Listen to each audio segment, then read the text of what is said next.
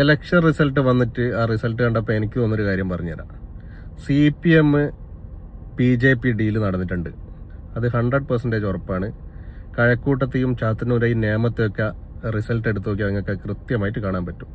കഴക്കൂട്ടത്ത് 2021 10,000 vote CPMൻ്റെത് കാണുന്നില്ല. കോൺഗ്രസിൻ്റെ vote എവിടെയും പോയിട്ടില്ല. കോൺഗ്രസിന് 5,000 വോട്ട് കൂടുകയാണ് ചെയ്തത്. അതേപോലെ തന്നെ ചാത്തന്നൂർ റിസൾട്ട് എടുത്ത് നോക്കിയാൽ ഏകദേശം 10,000 വോട്ട് CPMൻ്റെ കാണാനില്ല. BJPക്ക് വോട്ട് കൂടി. കോൺഗ്രസിൻ്റെ വോട്ട് അവിടെയും കുറഞ്ഞിട്ടില്ല. നേമത്തും ഇതേ അവസ്ഥയാണുള്ളത്. അപ്പോൾ ഇവർ തമ്മിലൊരു ഡീലായിരുന്നു. അതിൽ CPM വളരെ ആത്മാർത്ഥതയോടുകൂടി അവരെ ജോലി ചെയ്തു. BJP നൈസായിട്ട് CPMനെ ചതിച്ചു. ഇതാണ് ഇപ്പം സംഭവിച്ചത്. CPM അവരുടെ സാധാരണ ചെയ്യുന്ന അണികൾ കൃത്യമായിട്ട് വോട്ട് ചെയ്യും. കൂടെ BJPയുടെ ആൾക്കാരും കൂടിയും വോട്ട് ചെയ്യുന്നുള്ള ധാരണയിൽ വെറുതെ ജോലിയെടുക്കാതെ പണിയെടുക്കാതെ നൈസായിട്ട് മൂന്നാമതും ഭരണത്തിൽ കയറാമെന്ന് വിചാരിച്ചു. അതാണിപ്പം പാളിയത്.